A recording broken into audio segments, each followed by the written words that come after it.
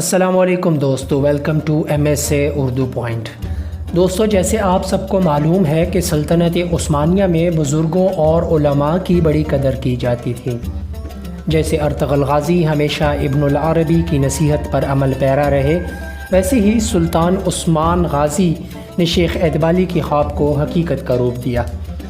ایسی ہی آج ہم ذکر کریں گے سلطنت عثمانیہ کے مشہور سلطان محمد ثانی کی، جو کہ سلطان محمد فاتح کے نام سے مشہور ہوئے۔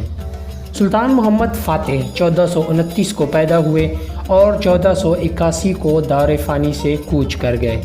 یہ آل عثمان میں سے 7ویں سلطان ہیں جن کو فاتح اور ابو الخیرات کے نام لقب سے بھی جانا جاتا ہے۔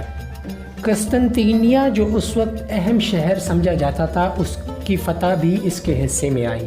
سلطان محمد فاتح کی زندگی میں علماء کا بڑا اہم کردار رہا۔ کہتے ہیں کہ مشہور عالم احمد بن اسماعیل قرانی رحمۃ اللہ ان کے استاد رہے تھے، اور سلطان فاتح کو جب بھی شریعت کے مخالف دیکھتے تو ان کو ٹوکتے۔ علامہ قرانی سلطان کا نہ ہاتھ چومتے اور نہ ہی جھکتے، بلکہ سلطان محمد فاتح خود ان کا ہاتھ چومتے اور جھک کر سلام کرتے۔ دوستو، کہتے ہیں کہ سلطان محمد فاتح کی شخصیت کی تکوین و تعمیر میں شیخ شمس الدین کا بڑا ہاتھ تھا۔ وہ بچپن سے ہی ان کو جہاد فی سبیل اللہ کا درس دیتے اور حضور صلی اللہ علیہ وآلہ وسلم کی حدیث کی روشنی میں قسطنطینیہ فتح کرنے کی آرزو جگاتے کہ وہ بہترین امیر تم ہی ہوگے۔ حضرت شمس الدین رحمۃ اللہ کا اسم گرامی محمد بن حمزہ تھا۔ شیخ شمس الدین رحمۃ اللہ نے سلطان محمد فاتح کو حضور پاک صلی اللہ علیہ وسلم کی حدیث سناتے کہ قسطنطینیہ ضرور فتح ہوگا اور اس کا امیر بہترین امیر اور لشکر بہترین لشکر ہوگا۔ کہتے ہیں کہ جب شیخ محمد فاتح تخت نشین ہوئے تو شیخ نے اسے حکم دیا کہ فوراً اپنے لشکر کو تیاری کا حکم دے تاکہ رسول اللہ صلی اللہ علیہ وسلم کی حدیث ان کے حق میں پوری ہو۔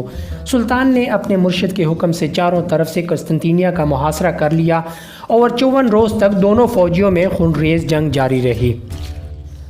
جب زور کی جنگ جاری تھی، اس دوران 4 جہاز محاصرہ توڑ کر بیزنطینیوں کی مدد کو پہنچے، جس سے محصورین کے حوصلے بڑھ گئے۔ جبکہ ایسے میں عثمانی امراء اور وزراء جمع ہوئے اور سلطان محمد فاتح کی خدمت میں پیش ہو کر عرض کی، آپ نے ایک شیخ کے کہنے پر اتنا بڑے لشکر کو اس شہر کے محاصرے پر لگا دیا۔ ان کا اشارہ شیخ شمس الدین کی طرف تھا۔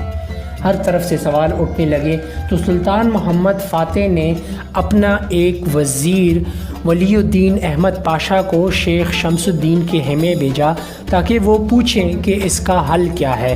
شیخ نے جواب دیا، اللہ کریم ضرور فضل فرمائے گا اور شہر فتح ہوگا۔ سلطان اس جواب سے مطمئن نہ ہوا اور اپنے وزیر کو دوبارہ شیخ کی خدمت میں بھیجا اور عرض کی کہ قدر وضاحت فرما دے۔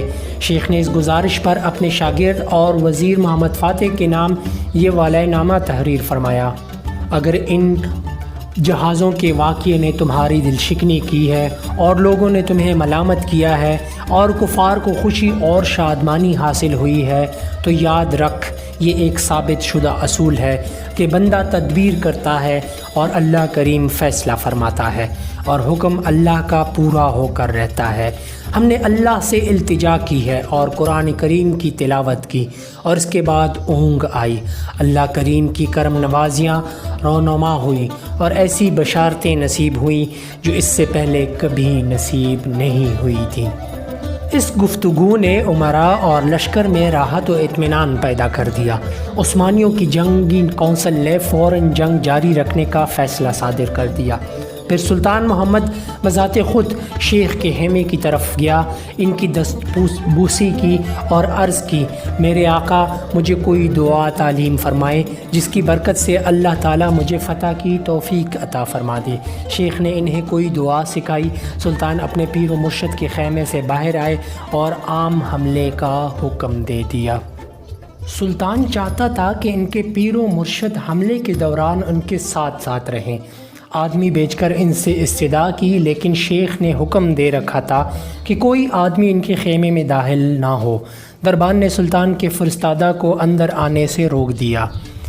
فرستادہ واپس لوٹ گیا، سلطان کو دربان کی اس بات پر بڑا غصہ آیا۔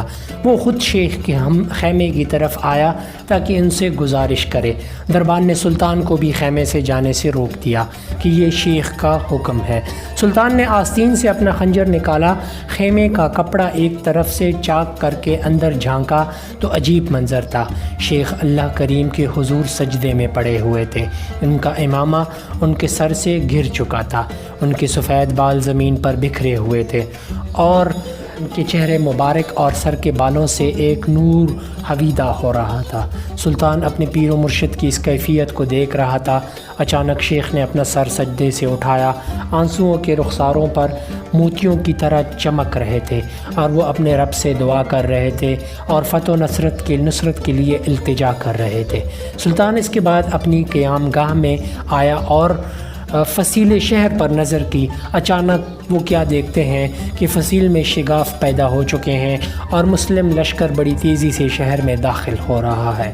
سلطان اس سے بہت خوش ہوا اور کہنے لگا، میں اس لیے خوش نہیں کہ شہر فتح ہو گیا ہے، بلکہ میری خوشی اس وجہ سے ہے کہ میرے دور میں ایسی بابرکت ہستیاں موجود ہیں۔